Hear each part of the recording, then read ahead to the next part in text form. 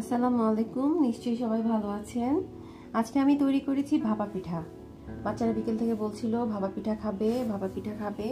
তো ছোট ছোট করে বাটিতে করতে অনেকক্ষণ টাইম লাগে। একটা বড় পিঠাই আমি রাইস কুকারে বসিয়ে দিয়েছিলাম।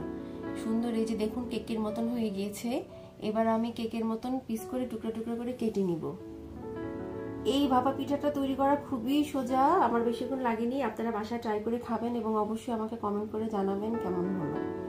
পিঠাটা বেশি গরম থাকতে নামাবেন না, একটু ঠান্ডা হলে নামাবেন, কারণ আমার হাতে লেগে গিয়েছিল। এই যে দেখুন পিঠাটা আমি কাটছি।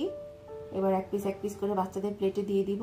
ওরা ভাববে যে এটা কেক। আসলে পিঠাটা আসলে আমি উঠানোর সময় একটু ভেঙে গিয়েছিল, কিন্তু পুরা পিঠাটাই আস্তই ছিল, বেশি ভাঙেনি। এই যে দেখুন চমৎকার হয়েছে পিঠাটা।